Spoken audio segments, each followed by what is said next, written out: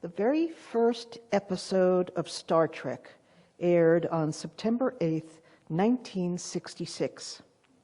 Some have criticized Star Trek as being nothing more than cowboys in space.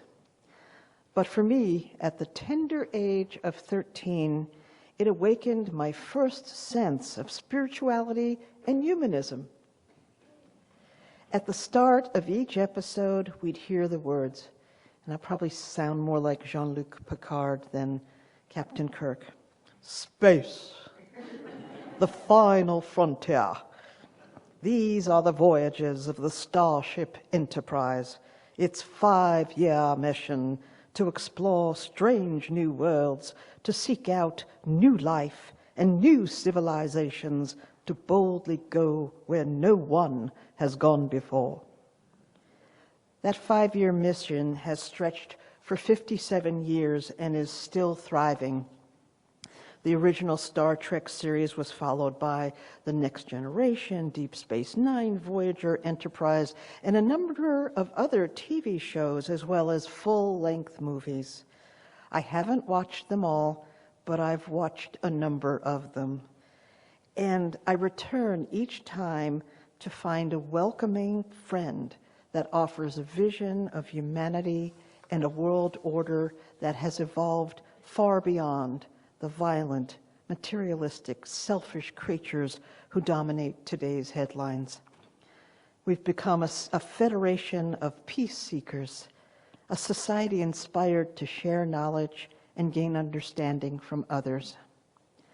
While Star Trek was never intended to offer religious or spiritual training, ironically, Mr. Spock's "Live Long and Prosper" was actually inspired by an Orthodox Jewish prayer that Leonard Nimoy, the actor who played Spock, experienced as a boy in a synagogue. Years later, Leonard Nimoy explained that the prayer was meant to bless the congregation and was named after the feminine aspect of God. In each version of Star Trek, I watched an enlightened human race, along with the occasional Vulcan, Klingon, or robot, visit other planets and other galaxies, encountering thorny issues such as conflict, war, racism, and environmental degradation, not imposing its own values, but offering service to meet the greater need. As us Trekkies recall, one of the core concepts in Star Trek was the Prime Directive, right? It was issued by Starfleet Command, the governing body, and the directive was that when encountering other societies, the personnel from the starship should not interfere with the natural development of the society they were visiting, even if that interference was well-intentioned. That was thought-provoking for me. Leave them alone and let them find their own way in their own time. What Star Trek has offered me through these years and offered millions of others is the possibility of being part of a world that is more peaceful and more whole, a world in which humanity has already evolved into something better, where human spirit has collectively transformed. As UUs, we seek a path of individual growth as well as service to the greater community and others in need. Long before I discovered the UU Church, Star Trek taught me, take risks, be willing to go where no one has gone before. Seek knowledge, be open to learning from others, even if they look like large sponges. Embrace the opportunity to be of service. Take joy in encountering a wide variety of life forms, all of whom, from the smallest to the largest, have intrinsic value. Do not poke a Klingon. Celebrate diversity as beautiful and enriching. What Star Trek has given me throughout the past half-century is a vision of a kinder, gentler, more curious civilization of seekers, and a world that I want to work toward and be part of. May we all live long and prosper. Our reading today is from a book called The Ministry for the Future, written by Kim Stanley Robinson. And this scene takes place just after an extreme heat event, which has killed over 20 million people in India. Obviously, we have to do better, she said. The Paris Agreement was created to avoid tragedies like this one. We are all in a single global village now. We share the same air and water, and so this disaster has happened to all of us. Since we can't undo it, we have to turn it into the good somehow, or two things will happen. The crimes in it will go unatoned, and more such disasters will happen. So we have to act. At long last, we have to take the climate situation seriously as the reality that overrides everything else. We have to act on what we know. For a while, therefore, it looked like the great heat wave would be like mass shootings in the United States, mourned by all, deplored by all, and then immediately forgotten or superseded by the next one, until they came in a daily drumbeat and became the new normal. It looked quite possible that the same thing would happen with this event, the worst week in human history. How long would that stay true about this being the worst week? And what could anyone do about it? Easier to imagine the end of the world than the end of capitalism. The old saying had grown teeth and was taking on a literal, vicious accuracy. Last summer, I read that book, and it really stuck with me. I bought it at Powell's because of two blurbs on the front of it. One of Barack Obama's favorite books of the year, and the best science fiction, nonfiction novel I've ever read. How many of you like science fiction?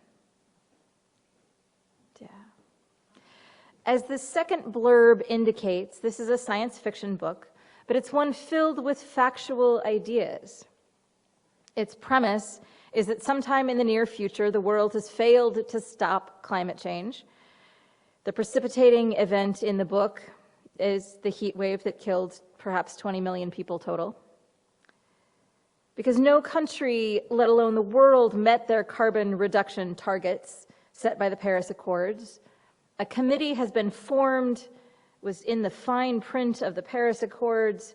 If this does not seem to be doing enough, the signers to the Paris Accords, the member states, can form a subcommittee that was informally called the Ministry for the Future, whose premise was to advocate for the world's future generations of citizens, whose rights as defined in the Universal Declaration of Human Rights are as valid as our own. This new subsidiary body is furthermore charged with defending all living creatures, present and future, who cannot speak for themselves, by promoting their legal standing and physical protection. It's a fascinating book. Its premise, in a nutshell, is that climate change has caused severe damage to the world. But through a series of bold actions, some done through official channels and some not, some of which could be called terrorism, though the parties committing the actions are careful to harm as few people as possible, the world pulls back from the damage humans have caused. In perhaps 30 years, lifestyles have drastically changed, carbon consumption is way down, and governments and corporations have focused on the fighting of climate change instead of warring against each other. No one flies on traditional jets anymore.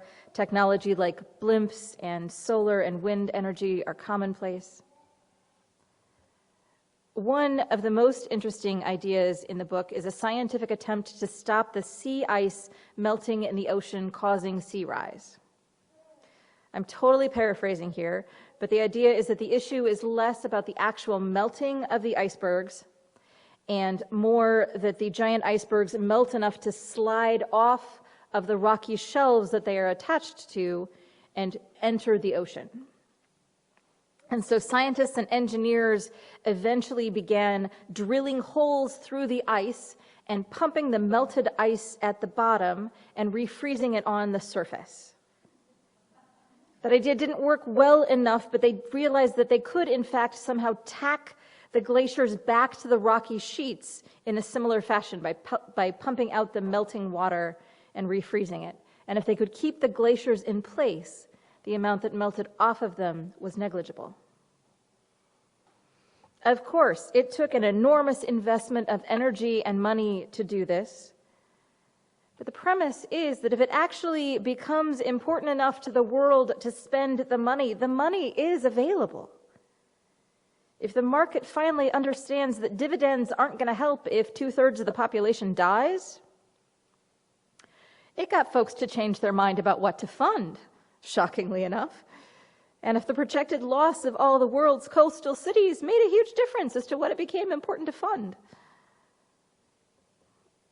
I really love reading science fiction and fantasy because it gives me new ways to think about things.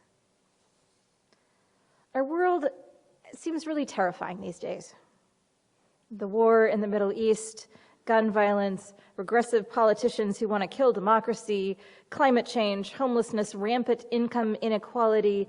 It's scary, and I know that I can't see my way out of it alone.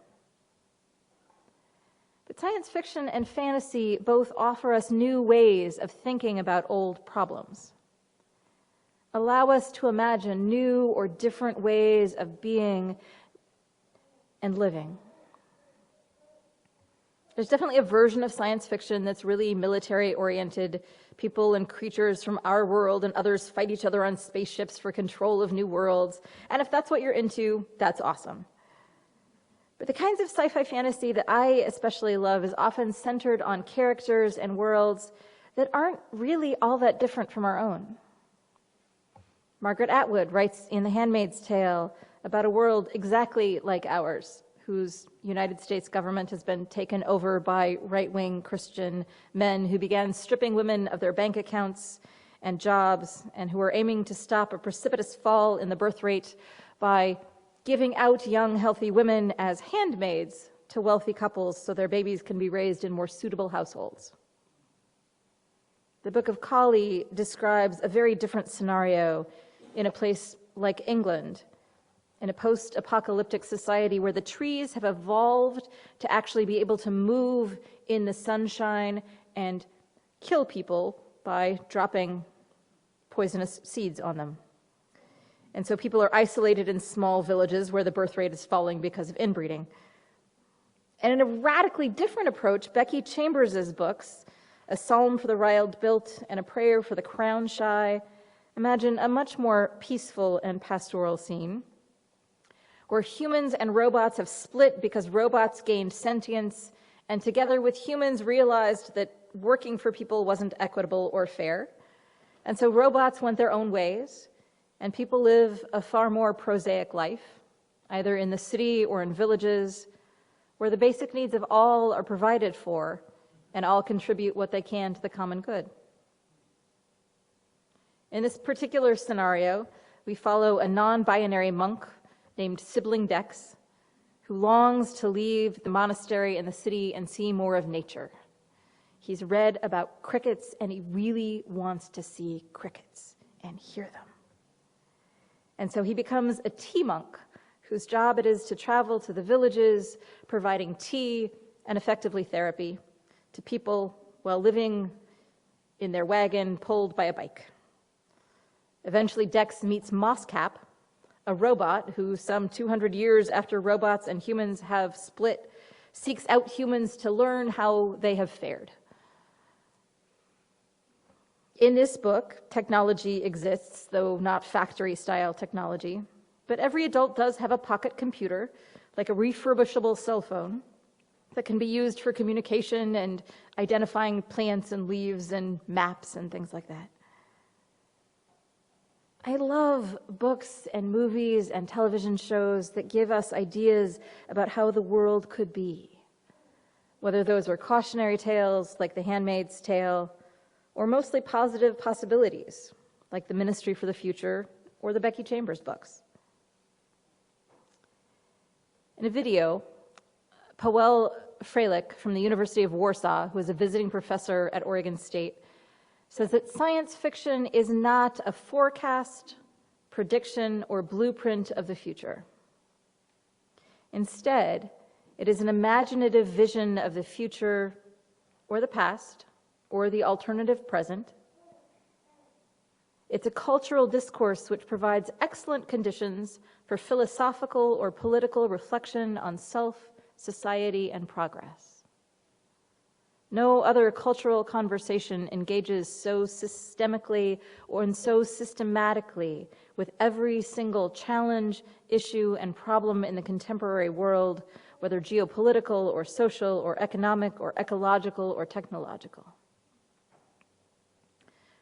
Freilich notes that while the genre began with Western adventure narratives, it is expanded to include Afrofuturism, indigenous futurism, basically reinforcing the ideas that a rich diversity of authors can now share their stories of a future, or past, or alternative present, in a way that brings other perspectives into view. We get so caught up in our existing notions of how things are that it seriously limits our ability to imagine what could be. But authors and writers help us see new possibilities. One of the shifts I made in the wake of the Black Lives Matter movement was to consciously seek out writings by Black authors, and some of the most interesting have been science fiction, by Octavia Butler and N.K. Jemisin. Got some fans over here. Both African-American women who write of new ways of seeing the past, alternative present, and future. One of my favorite works is N.K. Jemisin's short story collection, What About Black Futures Month? But SF has long evolved, as Freilich says, involved aliens, clones, and cyborgs, which are allegories of race, ethnicity, gender, sexuality, able-bodiedness, and other dimensions of individuality. Star Trek showed us new ways of working together across cultural differences. In the 1960s, Star Trek showed us a ship where folks of different races and genders worked as a team together to explore brave new worlds. And part of the importance of this representation is just because we can't do what we can't imagine. Do you remember what a big deal it was when Greta Thunberg refused to fly from Sweden to New York in 2019 and instead rode on a carbon-neutral yacht? Most of us can't even imagine not flying to get from one continent to another. How can we imagine the shift from capitalism to collectivity that the climate crisis will demand? Books. That's one way. People smarter and more creative than I am get to create new worlds, and eventually one hopes that we take some ideas from the science and possibility of these. Certainly other people are paid to and tasked with imagining alternative scenarios for the future, but these are burdened with their own shortcomings. The oil company Shell, for example, tried to predict into the future what the needs would be, etc. Etienne Auge writes, "There are numerous reasons why such large, powerful companies like Shell fail to predict the future with some accuracy. One obvious reason is groupthink, a psychological phenomenon that pushes a group to find consensus rather than examine daring ideas. Another could be vested interest, since thinking outside the box and imagining a future without Shell could be a real career killer for any Shell employee. And a last reason could simply be lack of imagination, as relying on trends alone often results in tunnel vision, which certainly clouds a clear vision of the future." The author continues, "It is difficult to blame these organizations, as predicting the future remains a nigh impossible task. There are numerous past forecasts that got it notoriously wrong. Orrin E. Dunlap Jr. from the New York Times did not see a future for television in 1939. As the problem with television is that people must sit and keep their eyes glued on a screen, the average American family hasn't time for it. Thomas Watson, chairman of IBM, announced in 1943 that there may be a world market for maybe 5 computers. And Steve Ballmer, former CEO of Microsoft, bless you, famously laughed at the iPhone in 2007, seeing no future in it at all. Oh. We must be able to imagine possibilities and share those possibilities so others can imagine them too. The world shown at the end of the Ministry of the Future is not an unfettered high of flying cars and robots who bring us our food. But the novel offers a real possibility for how humans can adjust to climate disasters in a way that ensures the survival of the planet and most of its inhabitants. Kim Stanley Robinson writes, "To be clear, concluding in brief, there is enough for all. So there should be no more people living in poverty. There should be no more billionaires. Enough should be a human right, a floor below which no one can fall, and also a ceiling above which no one can rise. Enough is as good as a feast or better." May we all be able to imagine scenarios that work, with peace and justice for all. May we work together to get there. And may you find a book this month that stretches your sense of what is possible. And may it give you hope. Blessed be, and amen.